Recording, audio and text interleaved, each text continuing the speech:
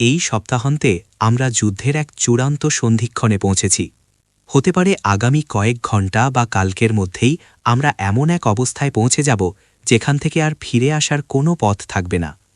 Donald Trump ইরানিদের হুমকি দিয়ে বলেছেন যে মঙ্গলবার পর্যন্ত ইরানিরা যদি হরমুজ প্রণালী খুলে না দেয় তবে আমেরিকানরা ইরানের পাওয়ার প্ল্যান্ট বা বিদ্যুৎ কেন্দ্র, ব্রিজ এবং বিশ্ববিদ্যালয়গুলো ধ্বংস করে দেবে। মূলত আমেরিকানরা গুরুত্বপূর্ণ বেসামরিক অবকাঠামোতে হামলা শুরু করবে, যা ইরানিদের বাধ্য করবে উপসাগরীয় দেশগুলোর তেলের খনি, পানি শোধনাগার এবং বিশ্ববিদ্যালয়গুলোর ওপর পাল্টা ভয়ঙ্কর হামলা চালাতে। এর অর্থ হল বিশ্ব তার জ্বালানি সরবরাহের 20% হারাবে, আর এটি বিশ্ব অর্থনীতির জন্য একটি মহা বিপর্যয় ডেকে আনবে। এটি সারা বিশ্বের শিল্পায়নকে ধ্বংস করে দেবে এবং অন্যান্য সমস্যার পাশাপাশি বিশ্বব্যাপী চরম দুর্ভিক্ষ সৃষ্টি করবে। সুতরাং আগামী কয়েক ঘণ্টা বা কালকের মধ্যে আমরা এই যুদ্ধের এক ভয়ঙ্কর মোড়ে পৌঁছে যেতে পারি। আশা করা যায় ট্রাম্প হয়তো শুধু ফাঁকা ধমক দিচ্ছেন, কারণ আগেও তাকে এমনটা করতে দেখা গেছে। এর আগেও তিনি ইরানকে অনেক আল্টিমেটাম দিয়েছেন এবং পরে আবার পিছিয়ে এসেছেন। ট্রাম্প প্রায়ই শেষে গিয়ে ঘাবড়ে যান। তিনি হয়তো বলেন, আমি একদিন সময় দিয়েছিলাম, কিন্তু তোমাদের আমি আরও 1 সপ্তাহ সময় দিচ্ছি। কিন্তু এবার আমি আপনাদের দেখাতে চাই যে পরিস্থিতি ভিন্ন। এই সপ্তাহান্তে আমেরিকানরা সর্বশক্তি দিয়ে মাঠে নেমেছিল। তারা একটি স্থল অভিযান চালিয়েছিল, যা ব্যর্থ হয়েছে। এখন আমরা সম্ভবত ইরানকে হারাতে পারবো না, চলুন শান্তি আলোচনা করি, এমনটা বলার পরিবর্তে আমেরিকানরা যা করছে তা হলো তারা এখন পূর্ণমাত্রায় স্থল অভিযান শুরু করবে, বাধ্যতামূলক সামরিক নিয়োগ শুরু করবে এবং পৃথিবী আর আগের মতো থাকবে না। ডোনাল্ড ট্রাম্প ইরানিদের উদ্দেশ্যে যে টুইটটি করেছেন সেখানে তিনি তাদের পাগল বলেছেন এবং লিখেছেন আলহামদুলিল্লাহ। অনেকেই মনে করছেন তিনি এখন হিতাহিত জ্ঞান হারিয়ে ফেলেছেন। এটা স্পষ্ট যে তিনি ইরানিদের ওপর প্রচণ্ড ক্ষিপ্ত। আমেরিকান এবং ইসরায়েলিরা ইরানের বেসামরিক লক্ষ্যবস্তুর ওপর ক্রমাগত হামলা বাড়িয়েই চলেছে। ট্রাম্প ইরানের সবচেয়ে বড় ব্রিজটি ধ্বংস করার নির্দেশ দিয়েছেন। আপনারা কি এটা দেখতে পাচ্ছেন? বেসামরিক অবকাঠামোকে লক্ষ্যবস্তু করা একটি যুদ্ধ অপরাধ। এখন কেউ কেউ যুক্তি দিতে পারেন যে এগুলো ডুয়াল ইউজ বা দ্বৈত ব্যবহারের জিনিস, কিন্তু আসলে তো সব কিছুই দ্বৈত ব্যবহারের, কারণ সামরিক বাহিনীও পানি ব্যবহার করে, বিদ্যুৎ ব্যবহার করে, এমনকি তাদের সন্তানরাও বিশ্ববিদ্যালয়ে পড়তে যায়। এখন বড় ভয়টা হলো আমরা ইতিমধ্যেই খাদের কিনারে পৌঁছে গেছি এবং ইরানিরাও প্রতিশোধ হিসেবে জিসিসি দেশগুলোর বিশ্ববিদ্যালয়গুলোতে হামলা চালানোর প্রতিশ্রুতি দিয়েছে। যদি ট্রাম্প ইরানের বিদ্যুৎ কেন্দ্রগুলো ধ্বংস করেন তবে তা ইরানের অর্থনীতির জন্য বিধ্বংসী হবে। এখন খবর পাওয়া যাচ্ছে যে ইরান একটি প্রতিবাদের আয়োজন করছে, যেখানে তরুণদের বিদ্যুৎ কেন্দ্রগুলোতে গিয়ে মানব প্রাচীর তৈরি করতে বলা হয়েছে, যাতে যুদ্ধবিমানগুলো যদি বিদ্যুৎ কেন্দ্র ধ্বংস করতে আসে তবে সেই তরুণরাও ধ্বংস হয়ে যায়। অনেকে মনে করছেন ইরানিরা ট্রাম্পের ধমককে চ্যালেঞ্জ জানাচ্ছে, কিন্তু এটি ভালো কোনো বুদ্ধি নয়, কারণ যুদ্ধের প্রথম দিনেই আমেরিকানরা দক্ষিণ ইরানে 168 জন স্কুল ছাত্রীকে হত্যা করেছে। এটি দেখায় যে আমেরিকান এবং ইসরায়েলিরা আসলে মানুষের জীবনের তোয়াক্কা করে না। কিন্তু আমেরিকানরা যদি সত্যিই বিদ্যুৎ কেন্দ্র ধ্বংস করে এবং অনেক তরুণকে মেরে ফেলে তবে এটি পুরো ইরানি জাতিকে সর্বাত্মক যুদ্ধের জন্য ঐক্যবদ্ধ করে তুলবে। এখানে বোঝা জরুরি যে এই যুদ্ধ নিয়ে ইরানেও বিভিন্ন মত রয়েছে। ইসলামিক রেভলিউশনারি গার্ডের মতো কেউ কেউ সর্বাত্মক যুদ্ধ চায়, কিন্তু আবার অনেকে আছেন যারা যুদ্ধের কারণে অর্থনৈতিক ক্ষতির বিষয়ে চিন্তিত। তারা সামরিক বাহিনীকে অতিরিক্ত ক্ষমতা দেওয়ার বিষয়েও উদ্বিগ্ন। কিন্তু ডোনাল্ড ট্রাম্প যদি এই বিদ্যুৎ কেন্দ্রগুলোতে হামলা চালান তবে ইরানিরা পুরোপুরি যুদ্ধে ঝাঁপিয়ে পড়বে। তারা মধ্যপ্রাচ্য থেকে আমেরিকান সামরিক উপস্থিতি এবং বিশ্ব অর্থনীতিকে ধ্বংস করতে মরিয়া হয়ে উঠবে। দুর্ভাগ্যবশত আমেরিকান এবং ইসরায়েলিরা এসবের পরোয়া করছে না, কারণ তারা ইরানকে একটি কার্যকর রাষ্ট্র হিসেবে ধ্বংস করতে চায়। আমরা ইতিমধ্যেই জ্বালানি তেলের দাম বাড়তে দেখছি। ম্যাপে যারা লাল চিহ্নিত এলাকায় আছেন সেখানে দাম অনেক বেড়েছে। আমেরিকা, অস্ট্রেলিয়া, চীন এবং ইউরোপে তেলের দাম আকাশচুম্বী হয়েছে। এটি তো কেবল শুরু। আমরা আশা করতে পারি তেলের দাম এত বেশি বাড়বে যে বেসামরিক বিমান চলাচল ব্যবস্থা ধসে পড়বে। ভবিষ্যতে আপনি যদি বিমানে উঠতে চান তবে বর্তমানের চেয়ে 10 গুণ বেশি খরচ হতে পারে, আর এই পরিবর্তনগুলো খুব দ্রুত ঘটবে। কিন্তু আবার বলছি, মূল সমস্যা জ্বালানি তেল নয়, মূল সমস্যা হলো সার। খাদ্য উৎপাদনের জন্য সার অপরিহার্য, আর এখন চাষাবাদের মৌসুম চলছে। আপনারা হয়তো জানেন না, কিন্তু এই সারের কারণেই আমরা 800 কোটি মানুষের খাবারের যোগান দিতে পারছি। যদি আমাদের কাছে সার না থাকতো তবে আমরা বড়জোর 100 থেকে 200 কোটি মানুষের জন্য খাবার উৎপাদন করতে পারতাম। দুর্ভাগ্যবশত এর অর্থ হল আফ্রিকা এবং দক্ষিণ এশিয়ার অনেক মানুষ না খেয়ে মারা যাবে। তাই মূল উদ্বেগের বিষয় হল দুর্ভিক্ষ, বিমানের টিকিট নয়। যুদ্ধ যত এগোচ্ছে আমাদের বুঝতে হবে এটি একটি বৈশ্বিক যুদ্ধ। ইউক্রেনীয়রা ড্রোন ব্যবহার করে রাশিয়ার একটি তেলের ডিপো বা টার্মিনাল ধ্বংস করেছে। এর মানে হল রাশিয়ার তেল রপ্তানির 40% এখন বন্ধ হয়ে গেছে। অর্থাৎ শুধু হরমুজ প্রণালীই বন্ধ নয়, আমেরিকানরা রাশিয়ার তেলের ওপরও হামলা চালাচ্ছে। টার্মিনালগুলোতে ড্রোন হামলার পাশাপাশি সমুদ্রপথে কার্যত একটি অবরোধ চলছে। আপনি যদি কোনো রুশ তেলবাহী জাহাজ হন এবং আমেরিকানরা আপনাকে ধরে ফেলে, তবে তারা আপনার তেল কেড়ে নেবে। এটি মূলত জলদস্যুতা। অন্য কথায়, আমেরিকানদের আগের কৌশল ছিল বিশ্ব বাণিজ্যকে উৎসাহিত করা, কারণ তাদের মুদ্রা ছিল বিশ্বের রিজার্ভ কারেন্সি। কিন্তু এখন যেহেতু তাদের অর্থনীতি ধুঁকছে, তাই তারা সমুদ্রপথ নিয়ন্ত্রণে নেওয়ার চেষ্টা করছে। জার্মানি থেকে একটি বড় খবর হল, কোনো জার্মান পুরুষ যার বয়স 17 থেকে 45-এর মধ্যে, সে সেনাবাহিনীর অনুমতি ছাড়া 3 মাসের বেশি দেশের বাইরে থাকতে পারবে না। এটি বাধ্যতামূলক সামরিক নিয়োগের একটি পূর্বাভাস। জার্মানি কেন এমন করছে? কারণ জার্মানি একটি শিল্পোন্নত দেশ, এবং যদি রাশিয়ার জ্বালানি সরবরাহ বন্ধ হয়ে যায়, যদি জিসিসি দেশগুলো থেকে জ্বালানি আসা বন্ধ হয়ে যায়, তবে জার্মানির সামনে পুনরায় সামরিক শক্তিতে বলিয়ান হওয়া এবং নিজস্ব জ্বালানি উৎস তৈরি করা ছাড়া কোনো উপায় থাকবে না। জার্মানিকে যুদ্ধে যেতেই হবে, এছাড়া তাদের আর কোনো বিকল্প নেই। ঠিক আছে, চলুন আগামী 1 বছরে কি হতে যাচ্ছে তা নিয়ে সংক্ষেপে একটু আলোচনা করি। আমি আগেও বলেছি, মার্কিন যুক্তরাষ্ট্র এতকাল বিশ্বের রিজার্ভ কারেন্সি হিসেবে আধিপত্য বিস্তার করেছিল। এর সহজ মানে হল, ইউএস ডলারে আপনি যে লেনদেনই করতেন না কেন, তারা আপনার ওপর এক ধরনের ট্যাক্স বসাতে পারত, কারণ ডলারের দাম বাড়িয়ে কমিয়ে তারা পুরো বিষয়টা নিয়ন্ত্রণ করত। কিন্তু এখন মানুষ যখন ইউএস ডলারের বিকল্প খুঁজতে শুরু করেছে, যেমন চীন এখন প্রচুর সোনা কিনছে এবং অন্যান্য দেশগুলো নিজস্ব কারেন্সি ব্যবহার করছে, তখন আমেরিকাকে তার সাম্রাজ্য টিকিয়ে রাখতে কৌশল বদলাতে হচ্ছে। আমেরিকার ক্ষমতার মূল উৎস হল সমুদ্রপথ নিয়ন্ত্রণ করার ক্ষমতা, কারণ সারা বিশ্বে তাদের প্রচুর সামরিক ঘাঁটি আছে। আগে তারা এই ঘাঁটিগুলো ব্যবহার করত বিশ্ব বাণিজ্য সচল রাখতে, কিন্তু এখন যখন দেশগুলো তাদের সিস্টেম থেকে বেরিয়ে যাচ্ছে, তখন আমেরিকার কৌশল হয়ে দাঁড়িয়েছে অন্যদের ব্লকেট বা অবরোধ করা। অর্থাৎ নৌ অবরোধ তৈরি করে রসদ আটকে দেওয়া, যাতে অন্য দেশগুলো বাণিজ্যের সুযোগ পাওয়ার জন্য তাদের কাছে এসে হাত পাততে বাধ্য হয়। এক কথায়, আমেরিকা এখন বিশ্ব বাণিজ্যের রক্ষক থেকে অনেকটা মাফিয়া স্টেট বা জলদস্যুদের মতো আচরণ করছে। বুঝতে পারছেন তো? আর বিশ্বাস করুন বা না করুন, পুরো বিশ্বের বাণিজ্য নিয়ন্ত্রণ করতে আমেরিকাকে খুব বেশি পরিশ্রম করতে হয় না। তাদের শুধু নির্দিষ্ট কিছু চোক পয়েন্ট বা কৌশলগত সরু জলপথ নিয়ন্ত্রণ করলেই চলে, যেমন পানামা খাল। আর এই কারণেই আমেরিকার নৌবাহিনীর প্রায় 1/3 এখন ক্যারিবিয়ান অঞ্চলে মোতায়েন আছে। তাদের মূল কাজ হল পশ্চিম গোলার্ধের বাণিজ্য পথ আটকে দেওয়া। আপনি যদি চীন, জাপান বা দক্ষিণ কোরিয়ার হন এবং পশ্চিমের সম্পদ ব্যবহার করতে চান, তবে আপনাকে আমেরিকার অনুমতি নিতেই হবে। ভেনেজুয়েলার উদাহরণটাই দেখুন, সেখানে তারা প্রেসিডেন্টকে সরিয়ে দিয়ে প্রায় একটা অবরোধ তৈরি করে রেখেছে। ফলে ভেনেজুয়েলা সরকার এখন তাদের বাধ্য হয়ে চলছে। এরপর আমরা দেখতে পাব ট্রাম্প গ্রিনল্যান্ডের ওপর নিজের কর্তৃত্ব ফলাতে চাইছেন। কেন? কারণ এটা হলো আর্কটিক বা উত্তর মেরুর চোক পয়েন্ট, যা দিয়ে কানাডা এবং ইউরোপে ঢোকা যায়। একইভাবে আমেরিকা স্ট্রেইট অফ হরমুজ বা হরমুজ প্রণালীতেও অবরোধ তৈরির চেষ্টা করবে।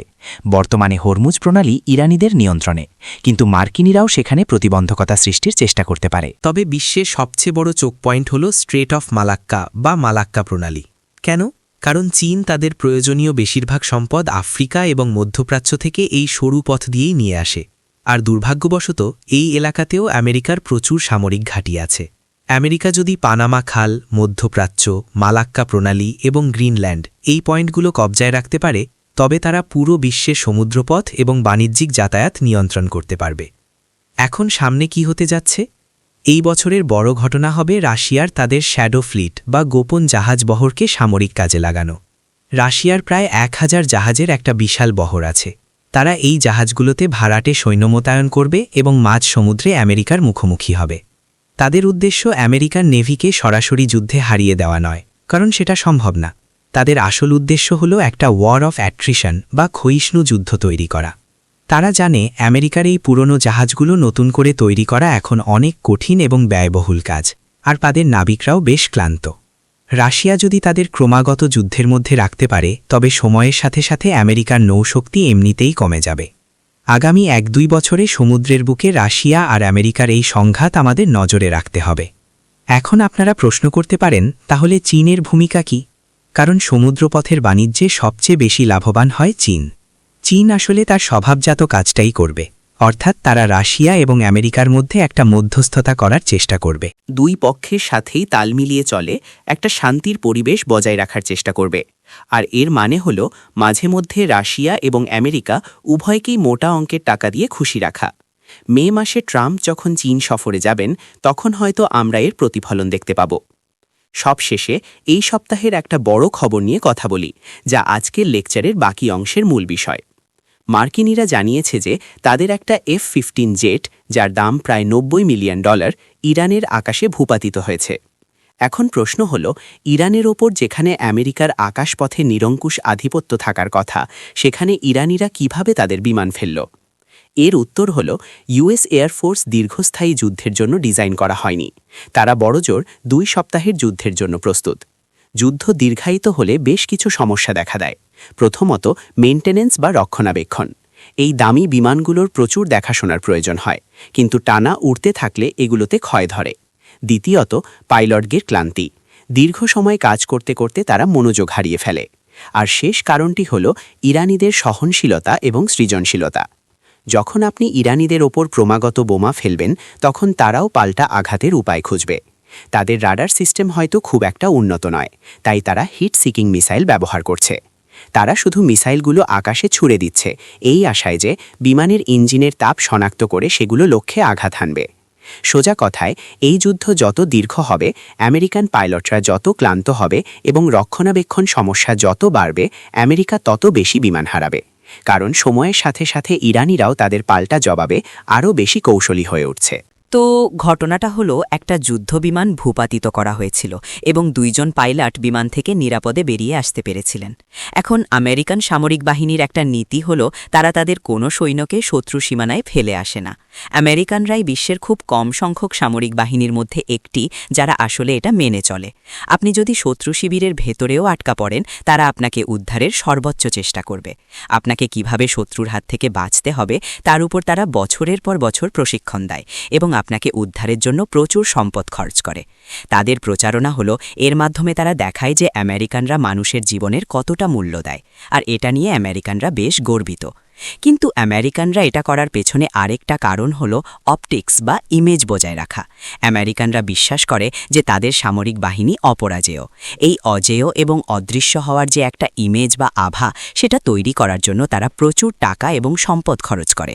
এখন ইরানিরা যদি একজন পাইলটকে বন্দী করতে পারে এবং তাকে ইরানি টিভিতে হাজির করে, তবে সেটা হবে ইরানিদের জন্য এক বিশাল প্রচারণামূলক জয়। এর মানে দাঁড়াচ্ছে, আমেরিকানরা আপনাকে বাঁচানোর আপ্রাণ চেষ্টা করবে ঠিকই, কিন্তু যদি তারা আপনাকে বাঁচাতে না পারে এবং শত্রুর হাতে ধরা পড়ার ঝুঁকি থাকে, তবে তারা বরং আপনাকে মেরে ফেলতেই পছন্দ করবে। কারণ এই প্রচারণামূলক যুদ্ধে হেরে যাওয়া তাদের পক্ষে সম্ভব নয়। আমেরিকানদের কাছে সবকিছুই হলো ইমেজ। আর আমি পরে যেমনটা দেখাবো, যুদ্ধ যত এগোবে এটা একটা বড় সমস্যা হয়ে দাঁড়াবে। এখন আমাদের কাছে যে গল্পটা বলা হচ্ছে তাতে অনেক অসঙ্গতি আছে। আমেরিকানরা বলেছে যে তারা সফলভাবে 2 পাইলটকেই উদ্ধার করেছে, কিন্তু সমস্যাটা হলো এখানে। আমরা জানি যে আমেরিকানরা একটি অস্থায়ী ল্যান্ডিং স্ট্রিপ বা ছোট বিমানবন্দর তৈরি করেছিল, যা পাইলট যেখানে পড়েছিলেন সেখান থেকে প্রায় 200 কিলোমিটার দূরে। তার মানে ওই পাইলটকে উদ্ধার পেতে হলে অনেকটা পথ হেঁটে যেতে হয়েছিল। তদুপরি তিনি আহত ছিলেন, আমি যতদূর জানি তার গোড়ালি বা ওই জাতীয় কিছু ভেঙে গিয়েছিল। এই অবস্থায় অতটা পথ পাড়ি দেওয়া খুবই কঠিন কাজ। আবার তাকে শত্রুর হাত থেকে নিজেকে লুকিয়েও রাখতে হচ্ছিল। তাই এই গল্পটা আসলে খুব একটা যুক্তিযুক্ত মনে হয় না। আর আমেরিকানরা কাছে কোথাও জায়গা না খুঁজে অত দূরে কেন বিমানবন্দর তৈরি করল? আর এই অপারেশনের জন্য 155টি বিমানের কেন প্রয়োজন পড়ল? শত্রুর আক্রমণ এড়াতে কি 1টা বা 2টা বিমান ব্যবহার করা বেশি ভালো ছিল না? এটা খুবই অদ্ভুত একটা গল্প। তবে ঘটনাটা আরও রহস্যময় হয়ে ওঠে। দেখা যাচ্ছে ওই পাইলটকে বাঁচাতে আমেরিকানরা আসলে প্রচুর সম্পদ ঢেলেছে। পুরো ব্যাপারটাতে 48 ঘন্টা সময় লেগেছিল এবং সিআইএ অনেক বিভ্রান্তি ছড়িয়েছিল। ইরানিরা যখন তাকে ধরার চেষ্টা করছিল, তখন আমেরিকানরা তাকে বাঁচাতে জান প্রাণ দিয়ে চেষ্টা করছিল। আর এই উদ্ধার অভিযানের চক্করে আমেরিকার অনেক দামি বিমান ধ্বংস হয়েছে। এগুলোকে C-130 বলা হয়, যা মূলত পণ্যবাহী বিমান। উদ্ধার অভিযানের সময় এগুলো ধ্বংস হয়ে যায়। এখন আমেরিকানদের দাবি হলো এই বিমানগুলো বালিতে আটকে গিয়েছিল এবং উড্ডয়ন করতে পারছিল না, তাই ডেল্টা ফোর্সের কমান্ডোরা যারা পাইলটকে বাঁচাতে গিয়েছিল তারাই বিমানগুলো উড়িয়ে দিয়েছে। আপনারা দেখতেই পাচ্ছেন এই অভিযানে আমেরিকানরা অনেক দামি বিমান হারিয়েছে। ধারণা করা হয় তারা প্রায় $300 মিলিয়ন মূল্যের বিমান হারিয়েছে। যদিও আমেরিকানরা বলছে যে এই উদ্ধার অভিযানে কেউ হতাহত হয়নি, কিন্তু এতগুলো বিমান যেহেতু ধ্বংস হয়েছে তাই ধরে নেওয়া যায় যে সেখানে হতাহতের ঘটনা ঘটেছে। আমি আবারও বলছি, এগুলো অনেক দামি বিমান ছিল। পুরো এই যুদ্ধ চলাকালীন আমেরিকানরা বেশ কিছু বিমান হারিয়েছে। এই C-130 বিমানগুলো অত্যন্ত ব্যয়বহুল। তো এই বিষয়গুলো মানুষকে ভাবিয়ে তুলেছে যে সরকারি এই বয়ানটা আসলে সত্যি কিনা। এখন আপনি চাইলে যুক্তি দিতে পারেন যে এই গল্পটা সত্যি। আমেরিকানরা যেহেতু কোনো সৈনিককে ফেলে আসে না, তাই তারা একজনকে বাঁচাতে আকাশ পাতাল এক করে ফেলবে, এটা নিয়ে তারা গর্ব করে। কিন্তু আবারও বলছি, এই বর্ণনায় অনেক সমস্যা আছে।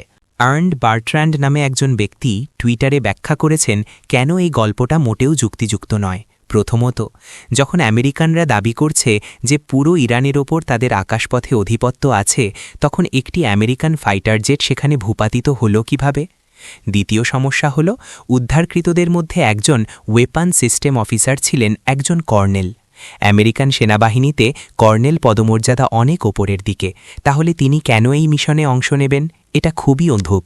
তারপর ট্রাম্পের কথা অনুযায়ী তিনি গুরুতর আহত হওয়া সত্ত্বেও 2.1 কিলোমিটার উচ্চতার জাগ্রস পর্বতমালার খাজে 48 ঘণ্টা লুকিয়েছিলেন এবং পাহাড়ি পথ বেয়ে ওপরে উঠেছিলেন। এছাড়া আমরা জানি না ওই ব্যক্তিটি আসলে কে। তার পরিচয় কখনো প্রকাশ করা হয়নি। সংবাদ মাধ্যমে তার কোনো সাক্ষাৎকার নেওয়া হয়নি, যা খুবই অস্বাভাবিক। কারণ আপনি যদি কাউকে এভাবে উদ্ধার করেন, তবে তাকে তো ন্যাশনাল টিভি স্টার বানিয়ে ফেলার কথা, তাই না? সুতরাং এই গল্পের বাজে পরিক ফাঁক আছে। তো দেখুন, এই গল্পটা আসলে মোটেও বিশ্বাসযোগ্য নয়। আমরা বুঝতে পারছি না কেন তাদের একটি বিমানবন্দর তৈরি করতে হলো, কিভাবে বিমানগুলো ধ্বংস হলো, আর কোনো হতাহত না হওয়ার বিষয়টি তো একদমই অসম্ভব মনে হচ্ছে। তার মানে হয়তো পর্দার আড়ালে অন্য কিছু ঘটছে। ইন্টারনেটে অনেকে ধারণা করছেন যে এটি আসলে একটি ব্যর্থ স্থল অভিযান ছিল। তাদের আসল মিশন ছিল ইরানের ওই এলাকার পারমাণবিক বিদ্যুৎ কেন্দ্রে ঢুকে সমৃদ্ধ ইউরেনিয়াম চুরি করা, যা পারমাণবিক বোমা তৈরির জন্য প্রয়োজন। এটা করতে পারলে আপনি ইরানের পারমাণবিক ক্ষমতা নষ্ট করে দিয়ে নিজের বিজয় ঘোষণা করতে পারতেন। ঠিক আছে, তো এটার প্রমাণ কি? 2026 সালের 7 মার্চ, অর্থাৎ এই যুদ্ধের একেবারে শুরুতে, বারাক রাভিদ নামে একজন সাংবাদিক অ্যাক্সিওসে একটি নিবন্ধ লিখেছিলেন। অ্যাক্সিওস হল ওয়াশিংটন ভিত্তিক একটি সংবাদ মাধ্যম। সেখানে বলা হয়েছিল যে আমেরিকায় ইরানের পারমাণবিক মজুদ দখল করার জন্য তাদের স্পেশাল ফোর্সেস পাঠানোর কথা ভাবছে। এখন বারাক রাভিদ ওয়াশিংটন ডিসিতে বেশ পরিচিত, কারণ ইসরায়েলিদের সাথে তার খুব ঘনিষ্ঠ সম্পর্ক। তিনি নিজেও একজন ইসরায়েলি, তাই সরকারের ভেতর থেকে অনেক তথ্য জোগাড় করার ক্ষমতা তার আছে। তো 7 মার্চ থেকে সংবাদ মাধ্যমে খবর আসতে শুরু করল যে আমেরিকানরা ইউরেনিয়াম চুরি করতে স্পেশাল ফোর্সেস পাঠাবে। কিন্তু কেউ এটাকে সিরিয়াসলি নেয়নি, কারণ পরিকল্পনাটা ছিল চরম বোকামি। আপনি কি সত্যি ইরানের মাঝখানে শখানেক লোক পাঠিয়ে দেবেন আর আশা করবেন যে তারা চুপচাপ একটা মিলিটারি বেসে ঢুকে ইউরেনিয়াম চুরি করে পালিয়ে আসবে? এটা স্রেফ পাগলামি, কেউ এমনটা করবে না। তাই সবাই ভাবছিল এটা নিশ্চয়ই কোনো সাইয়প বা ভুল তথ্য ছড়ানোর কৌশল। আমি নিজেও এটাকে একদমই গুরুত্ব দিইনি। কিন্তু এর 4 দিন পর, দুঃখিত, 4 দিন নয়, 1 সপ্তাহ আগে ওয়াশিংটন পোস্ট ঠিক এই পরিকল্পনাটাই ফাঁস করে দেয়, যা সরাসরি পেন্টাগনের তৈরি। এবং এটা ছিল অত্যন্ত বিস্তারিত একটা পরিকল্পনা, যেখানে কয়েকশো বা কয়েক হাজার সৈন্যের কথা বলা হয়েছে। পরিকল্পনাটা ছিল পাওয়ার প্ল্যান্টের কাছে একটা ল্যান্ডিং স্ট্রিপ বা অস্থায়ী বিমানবন্দর তৈরি করা, যাতে সেখানে সৈন্য ও সরঞ্জাম নামানো যায়। যখন এটা প্রথম সামনে এলো, তখনও আমি এটাকে সিরিয়াসলি নেইনি, কারণ এটা ছিল অসম্ভব রকমের অদ্ভুত। আপনি কি সত্যি ইরানের মাঝখানে নিজে নিজে একটা এয়ারপোর্ট বানিয়ে ফেলবেন আর ভাববেন যে ইরানিরা সেটা টের পাবে না? আর আপনি পাহাড়ে ঘেরা এক জায়গায় হাজারখানেক সৈন্য নামাবেন, যেখানে তারা আপনার উপর অনবরত মিসাইল বৃষ্টি করতে পারবে? এটার কোনো মাথামুন্ডু নেই। কিন্তু দুর্ভাগ্যবশত গত উইকেন্ডে যা ঘটেছে তা দেখলে বুঝবেন যে তারা এই পরিকল্পনাটাই ব্যবহার করেছে। তারা একটা ল্যান্ডিং স্ট্রিপ তৈরির জন্য 155টি বিমান পাঠিয়েছিল এবং স্পেশাল ফোর্সেস নামিয়েছিল। ওয়াশিংটন পোস্ট ঠিক যা রিপোর্ট করেছিল হুবহু তাই ঘটেছে। এখন প্রশ্ন হলো, 1 মিনিট, এটা তো একটা টপ সিক্রেট মিলিটারি প্ল্যান ছিল। ওয়াশিংটন পোস্ট এটা পেল কিভাবে? এর উত্তর হল আমরা ধরে নিচ্ছি যে কোনো জেনারেলই হয়তো এটা তাদের হাতে তুলে দিয়েছেন। ডোনাল্ড ট্রাম্পের secretary of war Peter Hegseth সেনাবাহিনীর শীর্ষ জেনারেলদের বরখাস্ত করেছেন। কেন করেছেন তার কোনো কারণ জানানো হয়নি, তবে আমরা ধারণা করতে পারি আসলে কি ঘটেছিল। ডোনাল্ড ট্রাম্প হয়তো জেনারেলদের বলেছিলেন ইউরেনিয়াম চুরির কোনো পরিকল্পনা করতে। জেনারেলরা হয়তো ভেবেছিলেন ঠিক আছে, তাকে খুশি করার জন্য একটা পাগলাটে পরিকল্পনা বানিয়ে দিই যা সে কখনোই মেনে নেবে না, আর তারপর আমরা এটা ভুলে যাব। তারা ট্রাম্পের কাছে এটা পেশ করল, আর ট্রাম্প বললেন আরে এটা তো দারুণ বুদ্ধি, একদম সিনেমার মতো, চলো এটাই করি। তখন জেনারেলরা প্রমাদ গুনলেন, ওরে বাবা, লোকটা তো পাগল, আমাদের কপালে খারাপ আছে। তারা যখন এটা মানতে চাইলেন না, তখন পিটার হেগসেথ বললেন ঠিক আছে, তাহলে তোমাদের চাকরি শেষ। এরপর হেগসেথ নতুন জেনারেলদের এই পরিকল্পনা বাস্তবায়নের নির্দেশ দেন। আবারও বলছি, ভেতরে আসলে কি ঘটেছে আমরা জানি না এবং হয়তো কোনোদিন জানবও না, কিন্তু তথ্য প্রমাণ বলছে যে এটি ছিল একটি ব্যর্থ স্থল অভিযান।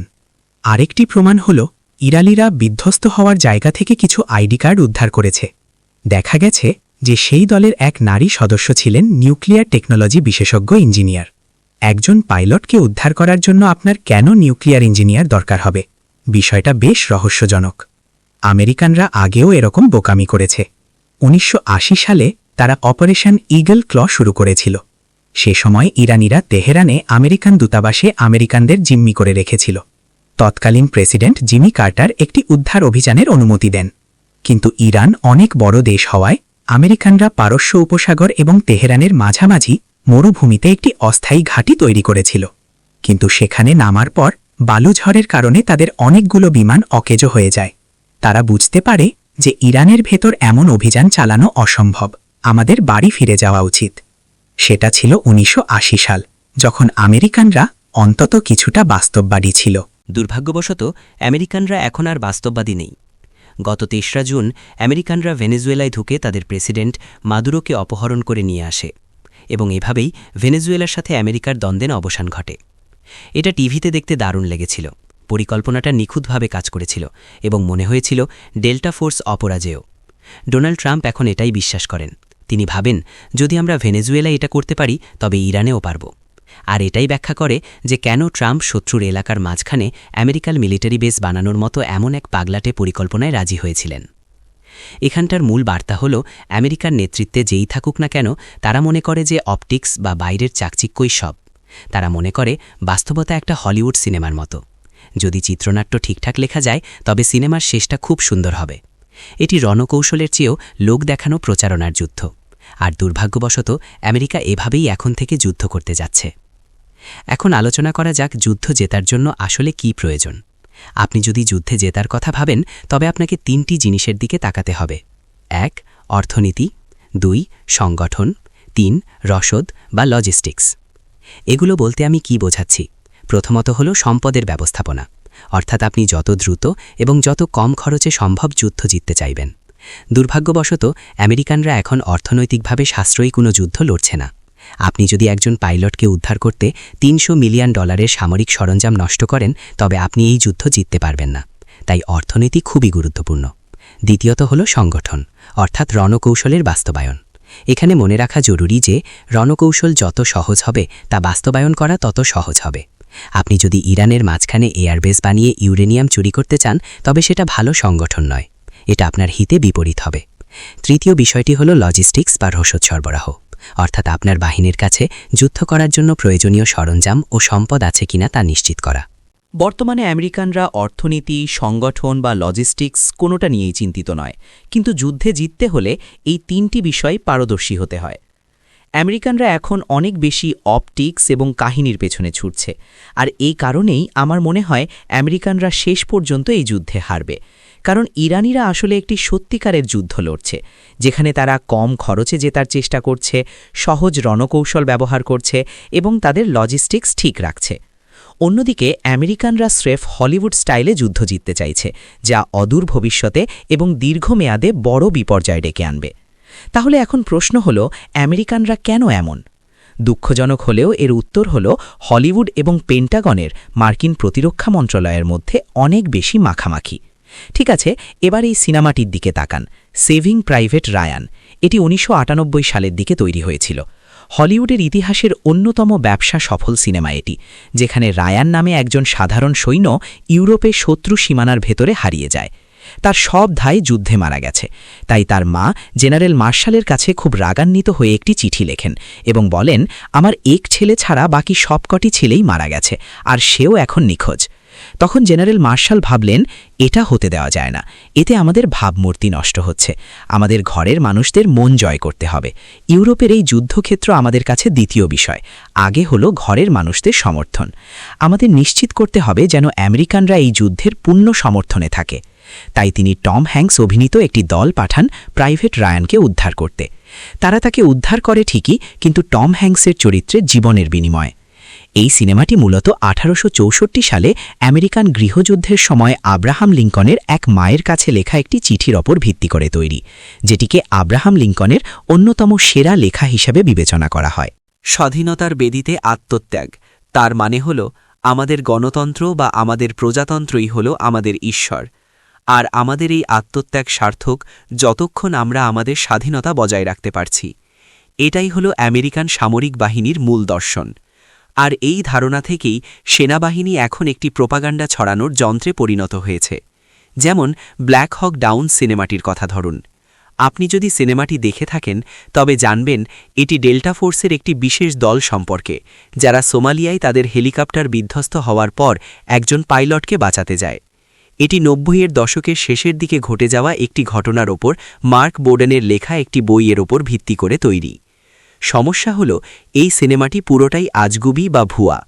বইটিতে যা ঘটেছিল তা হল হেলিকপ্টারটি বিধ্বস্ত হওয়ার পর পাইলটকে সোমালিরা জিম্মি করে, কিন্তু তার সাথে খুব ভালো ব্যবহার করা হয়েছিল এবং শেষ পর্যন্ত সরকার মুক্তিপণ দেওয়ার পর তাকে বাড়িতে যাওয়ার অনুমতি দেওয়া হয়। বাস্তব জীবনে এটাই ঘটেছিল, কিন্তু সিনেমায় দেখানো হলো ডেল্টা ফোর্স গিয়ে তাকে উদ্ধার করে আনছে। আর এটাই হল সেই কাল্পনিক প্রচারণার অংশ যে কোনো সহযোদ্ধাকে পেছনে ফেলে আসা হবে না, নো ম্যান লেফট বিহাইন্ড। সিনেমাটিতে একটি গুরুত্বপূর্ণ দৃশ্য আছে, যেখানে একজন জেনারেল ডেল্টা ফোর্সে মুখোমুখি হন।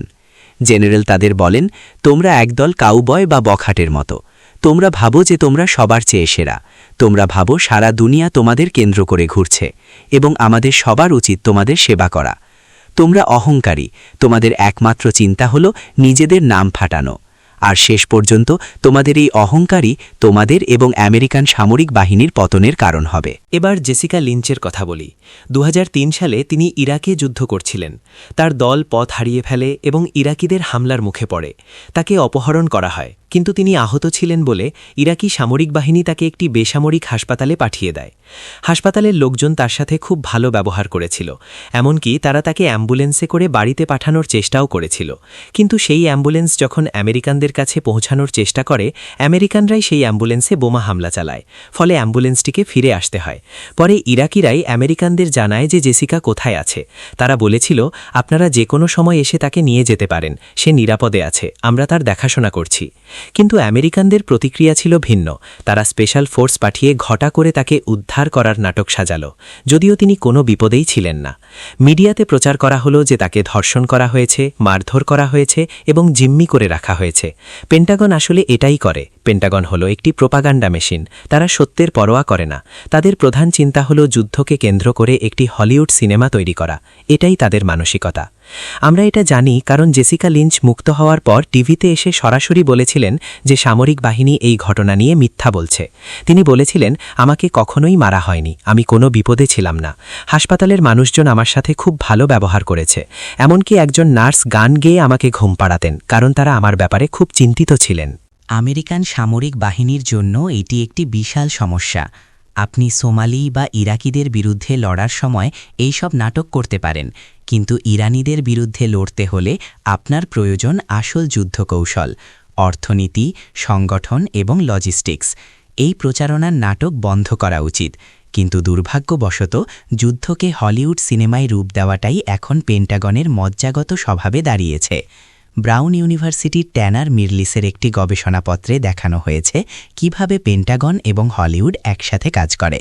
দেখুন, এই পেপারটা আসলে যা বলতে চাচ্ছে তা হলো পেন্টাগন হলিউডকে ব্যবহার করে আমেরিকানদের মগজ ধোলাই করার জন্য, যাতে তারা বিশ্বাস করে যে যুদ্ধ করা একটা ভালো কাজ। ঠিক আছে, এটা সত্যি, তবে এর উল্টোটাও সত্যি। হলিউডের সাথে কাজ করতে করতে পেন্টাগনেরও মগজ ধোলাই হয়ে গেছে। তারা এখন বিশ্বাস করতে শুরু করেছে যে যুদ্ধটাও হলিউড সিনেমার মতোই হতে পারে, অর্থাৎ একটা ভালো স্ক্রিপ্ট থাকলেই হলো, শেষ পর্যন্ত সব কিছু ঠিক হয়ে যাবে। আর এই ধারণাটাই ইরানে বড় ধরনের বিপর্যয় ডেকে আনবে। আবার ডোনাল্ড ট্রাম্পের কথা চিন্তা করুন। ধরুন একটা স্থল অভিযান ব্যর্থ হলো। সাধারণ নিয়ম হলো অভিযান ব্যর্থ হলে আপনি পেন্টাগনের প্ল্যানারদের সাথে বসবেন, কোথায় ভুল হয়েছে সেটা বের করবেন এবং ভবিষ্যতে যাতে এমন না হয় সেই ব্যবস্থা করবেন। কিন্তু ডোনাল্ড ট্রাম্প তো স্বীকারই করতে চান না যে তার অভিযান ব্যর্থ হয়েছে। তাই তারা একটা ফালতু হলিউড স্ক্রিপ্ট সাজালো যে এটা আসলে একজন আমেরিকান পাইলটকে উদ্ধারের মিশন ছিল। তারা হয়তো এটা নিয়ে পরে সিনেমাও বানাবে। তাদের দৃষ্টিতে এটা একটা বিশাল সাফল্য। আর এখানেই সমস্যা, তারা যদি মনে করে এটা সাফল্য, তবে তারা এই ভুলটা বারবার করবে। মানুষ যদি মনে করে তারা ব্যর্থ হয়েছে, তবে তারা সেটা ভুল প্রমাণ করার জন্য আবারও জেদ করে আক্রমণ করবে। দুর্ভাগ্যবশত বাস্তব কথা হল আমেরিকান মিলিটারি এখন পুরোপুরি স্পেশাল ফোর্স, যেমন ডেল্টা ফোর্স বা নেভি সিল দ্বারা নিয়ন্ত্রিত। এদের মধ্যে অনেকে আছে যারা শুধু নিজেদের ব্যক্তিগত খ্যাতির পেছনে ছোটে। আমি সবার কথা বলছি না, তবে অনেকের মাথায় এটা থাকে যে যুদ্ধ শেষ হলে তারা একটা বই লিখবে, লাখ লাখ ডলার কামাবে এবং সেটা নিয়ে মুভি হবে, তখন তারা সুপারস্টার হয়ে যাবে। তারা এভাবেই চিন্তা করে। অথচ তাদের চিন্তা করা উচিত ছিল একটা সংস্থার গঠন, রসদ সরবরাহ এবং অর্থনীতি নিয়ে, কারণ এই তিনটা জিনিসই আসলে যুদ্ধ জেতায়। ব্যক্তিগতভাবে আমারও মনে হয় আমেরিকা ইরানের সেই পাইলট উদ্ধারের কাহিনী নিয়ে সিনেমা বানাবে, অনেকটা সেভিং প্রাইভেট রায়ানের মতো। কিন্তু আমাকে কি বলতে পারেন, সেভিং প্রাইভেট রায়ানের গল্পটা কি সত্যি নাকি বানানো? হ্যাঁ, ওটা স্রেফ একটা বানানো সিনেমা।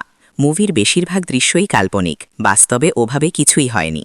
কিন্তু হলিউডের সমস্যা হলো এটা এতই আকর্ষণীয় যে মানুষ এগুলোকে সত্যি বলে বিশ্বাস করে।